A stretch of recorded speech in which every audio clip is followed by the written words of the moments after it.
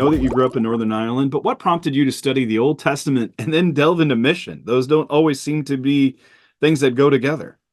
That's absolutely right, and they didn't, in my mind, for quite a long time. In many ways, mission came first because I am the son of missionary parents.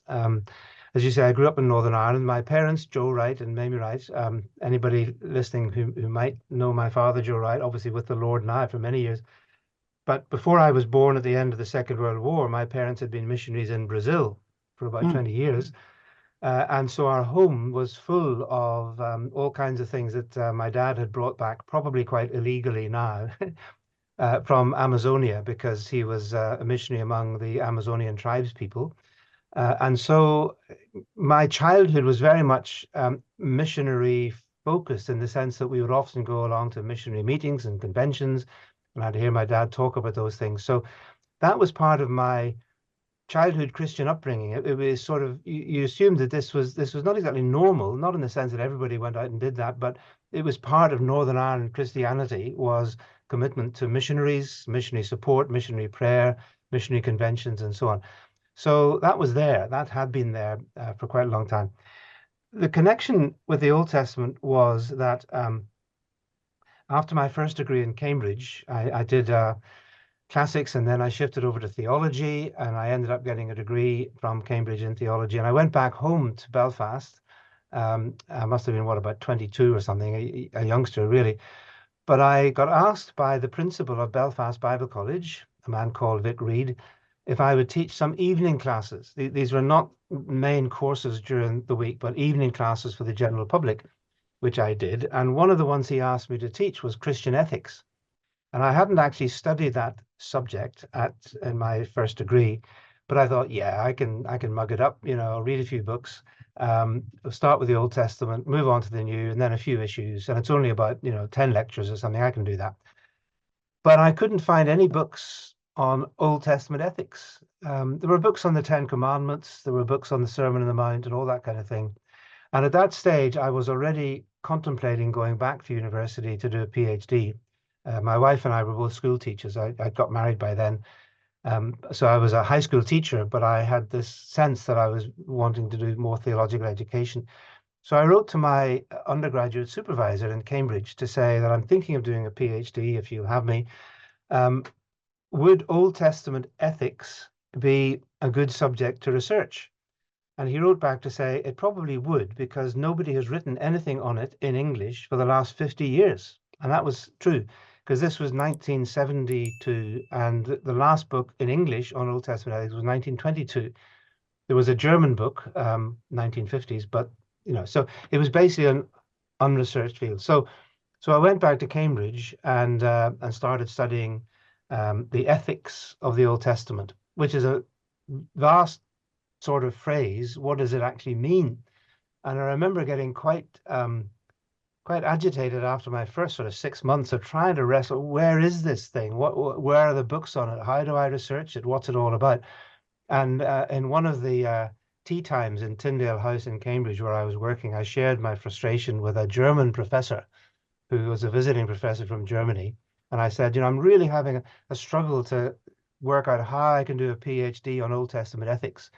And he replied, that is because the discipline does not exist. And I thought, oh, thank you for your wonderful encouragement, brother. So then, thankfully, my supervisor, Dr. Ronnie Clements, suggested that I look at the economic ethics of the Old Testament. That is specifically the laws about wealth and interest and debt and slavery and family, everything to do with the Old Testament economy. And that gave me a sense of focus. And that's then where I concentrated for the following few years and produced dissertation on family, land, and property in the Old Testament. And that then became the basis of teaching the Old Testament. After I moved on from my PhD, I got ordained in the Church of England, etc. But my future teaching role was always, because my PhD was in Old Testament, that was what I taught. The connection between Old Testament and mission, though, really only came after we'd lived in India for a while, because Well, first of all, because I went for 1 year to teach at All Nations Christian College in England, which is a missionary training college. And so I was having there to think, well, I'm going to be teaching Deuteronomy or Isaiah or whatever it is, but these are all men and women who are committed to cross-cultural mission. They're going out to be missionaries. What do they need to know from this text? I can't waste 5 lectures telling them all about J, E, D, and P, or something. They need to get into the text in relation to their calling and mission. So that stimulated me to be thinking about that connection. And then while we were in India, um, the whole cross-cultural dimension of the mission of the church in a land which is obviously not Christian in the broader sense of the word, meant that you were constantly having to think through biblical texts, Old Testament texts, from the perspective of men and women who are going to be bearing witness to Christ in a situation, in a culture which was polytheistic, which was idolatrous, which was corrupt, and so on. And so those connections of what is the mission of the church in relation to the scriptures began to come together really while we lived in India. Where were you in India? In Pune, which is in Western India, or if you think of the map of India, about 2/3 of the way up the left-hand side. It's about 90 miles inland from what's now called Mumbai, or when we lived there, Bombay. Um, it's a large city. I think it's about the seventh largest city in India. Quite an educational center. There are universities there. And I was teaching, my wife and I and our family, we were at the Union Biblical Seminary, UBS, Hmm. in Bibuwadi, which was at that time right on the outskirts of Pune, but has now been engulfed in the expansion of the city. Mm. Well, mission is so fascinating to see that transition for you. You even wrote a book, The Old Testament Ethics and the People of God, didn't you? Yes, yes, indeed.